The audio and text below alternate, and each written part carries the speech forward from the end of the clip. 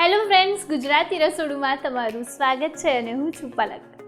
જ્યારે આપણે ભજીયાની કે કોઈ પણ વડાની વાત કરતા હોઈએ ત્યારે આપણે સૌથી પહેલાં બટાકા વડાની વાત આવે, મેથીના ભજીયાની વાત આવે, પણ ખંભાતના જે દાબડા છે એ પણ બહુ જ ફેમસ છે. એવા સરસ મજાના ખંભાતના પ્રખ્યાત દાબડા બનવાના છે જે આપણને શીખવવાના છે જ્યોતિકા જોશી. આવો એમને બોલાવી લઈએ. કેમ છો જ્યોતિકાબેન? બસ મજામાં એકદમ. ગુજરાતી રસોડુમાં તમારું સ્વાગત છે. તો આજે સરસ મજાના ખંભાતના જે પ્રખ્યાત દાબડા છે એ આપણા રસોડે બનવાના છે. એના માટે કયા કયા ઇન્ગ્રીડિયન્ટ્સ જોઈશે? ચોક્કસ બનાવી દઈએ. દાબડા બનાવવા માટે આપણે બહુ જ ઓછા ઇન્ગ્રીડિયન્ટ્સ જોઈએ છે અને બહુ સરસ મજાની ટેસ્ટી વાનગી આ બને છે. એના માટે આપણે બાફેલી બટેટી નાની નાની લીધી છે, પછી લસણની ચટણી લીધી છે અને ચણાનો લોટ અને રૂટીન મસાલા લીધા છે આપણે, મીઠું, મરચું, હળદર, તળવા માટે તેલ અને પાણી, ખીરું બનાવવા માટે. ઓકે, તો સરસ મજાના દાબડા બનવાના છે જેના ઇન્ગ્રીડિયન્ટ્સ આપણે જોઈ લીધા. હવે બનાવવાની શરૂઆત કરીએ. હા, તો જ્યોતિકાબેન, સૌથી પહેલાં આપણે શું કરવાનું છે? સૌથી પહેલાં આપણે ચણાના લોટમાંથી ખીરું બનાવીશું. ખીરું બનાવવા માટે આપણે એક નાનો બાઉલ ભરીને ચણાનો લોટ લઈશું. એમાં આપણે મીઠું ઉમેરીશું અને થોડો અજમો ઉમેરીશું. હવે એને મિક્સ કરીશું સારી રીતે અને પછી પાણીથી સેમી થીક એવું ખીરું બનાવીશું. એટલે આપણે આમાં દાબડામાં પૂરેપૂરું કોટિંગ કરવાનું છે, એટલે અને આમાં બટેકી આપણે આખી રાખીશું, એટલે પ્રોપર થોડું થીક રાખવાનું છે જે કોટિંગ છે. હા, વરસાદની સિઝન અને પકોડા ને ભજીયા ને બહુ જ ગહેરો સંબંધ છે આપણે ગુજરાતીઓને. તો જ્યાં સુધી ભજીયા ના ખાઈએ ત્યાં સુધી ચોમાસું પૂરું થયું એમ કહેવાય જ નહીં. એટલે આમ જોવા જઈએ ને તો મોટા ભાગે બધાના ઘરે કાં તો દાળ વડા છે, બટાકા વડા છે, બધું બનતું હોય છે, પણ ખાસ આ જે દાબડા જે છે ને એની ખાસિયત એ છે કે એમાં બહુ જ ઓછા ઇન્ગ્રીડિયન્ટ્સ જોઈએ છે. એટલે તમને એકદમથી વરસાદ પડ્યો તો ખાવાનું જો મન થઈ જાય તો તમે ઘરમાં જ આ બધા ઇન્ગ્રીડિયન્ટ્સ છે ફટાફટ બનાવી શકો. બટેટા તો આપણા ઘરમાં હોય જ છે. કદાચ તમને નાની બટેટી ન હોય તો તમે મોટા બટેટાને બે કટકા કરીને પણ વચ્ચેથી તો એ બી બની શકે, એવી રીતે બી લઈ શકો છો. ખીરું બનાવતી વખતે ધ્યાનમાં રાખવાનું કે એમાં લમ્સ ના રહી જાય. તમે જો એક જ ધારું ચલાવશો આવી રીતે તો લમ્સ નહીં થાય. થોડું પાણી ઉમેરીશ.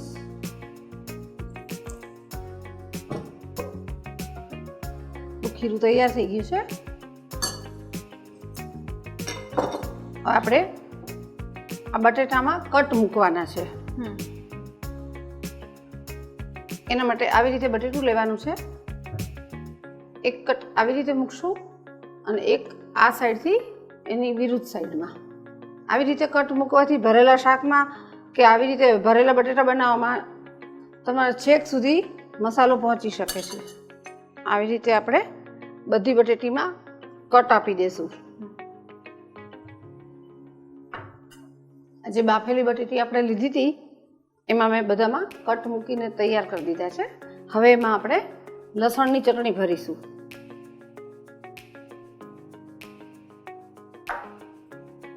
સહેજ જાડી એવી લસણમાં મેં મીઠું, મરચું અને થોડુંક ધાણા જીરું નાખીને આ ચટણી તૈયાર કરી છે. આવી થીક ચટણી તૈયાર કરવાની છે. પછી એમાં આવી રીતે અંદર સ્ટફ કરવાની છે.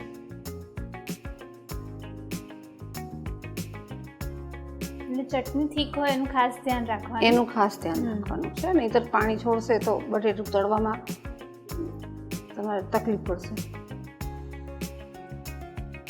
અને ખાસ કરીને જે આપણે બટાકી લીધી છે એને બાફવામાં પણ ધ્યાન રાખવાનું છે કે જો એ ઓવરકુક થઈ જશે તો એ બરાબર ભરાશે નહીં. બટેટી ઓવરકુક ન થાય એના માટે આપણે વરાળે બાફીએ, પાણીની અંદર સીધા ન બાફતા ઉપર કાણાવાળું છીબું મૂકી કુકરમાં જો બાફીએ તો આપણે ક્યારેય બટેટા ઓવરકુક નહીં થાય અને અંદર પાણી બી નહીં સોફ્ટ થાય. આવી રીતે આપણે બધી બટેટી ભરીને તૈયાર કરી દઈશું. તો આ બધી બટેટી ભરીને તૈયાર કરી દીધી છે. જે લસણની ચટણી સ્ટફ કરવાની હતી એ બધી કરી દીધી છે. હવે આપણે તળવા માટે તેલ ગરમ મૂકીશું. મધ્યમ આંચે તેલ ગરમ કરવાનું છે. એકદમ ગરમ નહીં અને થોડું ઠંડુ પણ નહીં, એવી રીતનું તેલ આપણે ગરમ મૂક્યું છે. હવે આપણે તળવાની શરૂઆત કરીશું.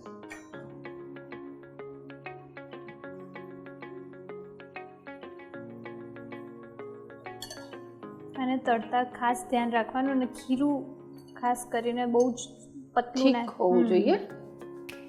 જો ખીરું તમારું પતલું હશે તો બટેટું અંદરથી એનો મસાલો બહાર આવી જશે અને તેલ વગરશે. અને બરાબર કોટિંગ પણ નહીં થાય જે બટાકા ઉપર થવું જોઈએ. હા, આપણે અત્યારે લસણની ચટણી ભરી છે. ઘણા લોકો આની અંદર એક મસાલો લસણની ચટણીની અંદર બધા મસાલા કરીને પણ કરતા હોય છે. અને ઘણા આપણે અત્યારે લસણની ચટણી કરી છે. મેઇન જે દાબડા છે એમાં લસણની ચટણીનો ઉપયોગ થતો હોય, પણ ઘણા અત્યારે લીલી ચટણી પણ એડ કરીને બનાવતા હોય છે. હા, આ દાબડામાંથી તમે જો વડાપાઉં બનાવો, પાઉંની અંદર સ્ટફ કરીને આનું વડું દબાવીને તો બહુ જ સરસ ટેસ્ટ લાગે છે. અને એની ઉપર પાછી ડ્રાય ચટણી લસણની આપતા હોય છે એ લોકો. સ્ટ્રીટ ફૂડ તરીકે બહુ ફેમસ છે.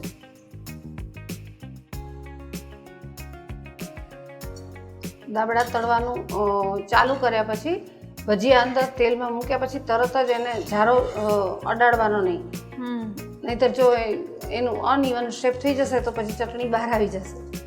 બહાર ધીમો ધીમો વરસાદ આવતો હોય અને સાથે આ લસણની ચટણીવાળા દાબડાની સ્મેલ આવતી હોય. ગેસને જો વચ્ચેથી તમે ધીમો કરી દેશો તો આ દાબડા કે કોઈ પણ જાતના ભજીયા તેલ પી લેશે. એટલે આપણે મધ્યમ આંચે જ એને તળવા જોઈએ. અને આપણે જે ખીરું બનાવ્યું છે એમાં આપણે કશી જ બીજી વધારાનું કે સોડા છે કે કશી જ વસ્તુનો ઉપયોગ નથી કર્યો. ના,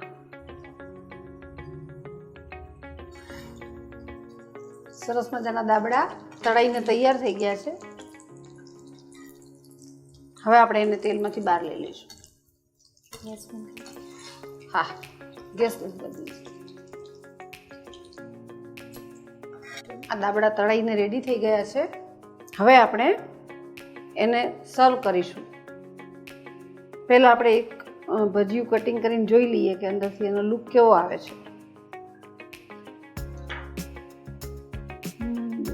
બહુ જ સરસ ક્રિસ્પી બન્યા છે અને દેખાવ પણ બહુ સરસ લાગે છે. હવે આપણે પ્લેટિંગ કરી લઈશું.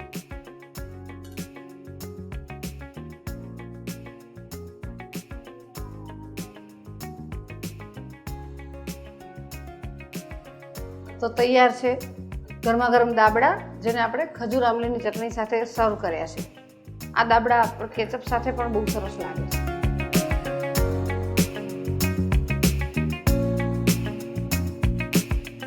ગરમા ગરમ ખંભાતના સ્પેશિયલ દાબડા બનીને તૈયાર છે. તમે પણ તમારા ઘરે ચોક્કસથી આ રેસીપી ટ્રાય કરજો અને અમને આ વિડીયોના કમેન્ટ સેક્શનમાં જણાવજો કે તમને આ રેસીપી કેવી લાગી. આ વિડીયોને લાઇક કરો, શેર કરો અને જો હજુ સુધી તમે અમારી ગુજરાતી રસોડુની યુટ્યુબ ચેનલને સબસ્ક્રાઇબ ના કરી હોય તો અત્યારે સબસ્ક્રાઇબ કરો. જ્યોતિકાબેન, તમે અમારા ગુજરાતી રસોડુના રસોડે આવીને સરસ મજાના ખંભાતના સ્પેશિયલ દાબડા અમારા દર્શકોને શીખવ્યા એ બદલ તમારો ખૂબ ખૂબ આભાર. આભાર તમારો. જો તમે તમારી રેસીપી અમારા ગુજરાતી રસોડુના રસોડે બનાવવા ઈચ્છો છો તો અત્યારે જ તમારી રેસીપી અને તેના ફોટા અમને અમારા WhatsApp નંબર 8238234001 પર મોકલી આપો. અથવા તમે તમારી રેસીપી અમને ઈમેલ પણ કરી શકો છો. અમારું ઈમેલ આઈડી છે recipe@gujaratiRasodu.com.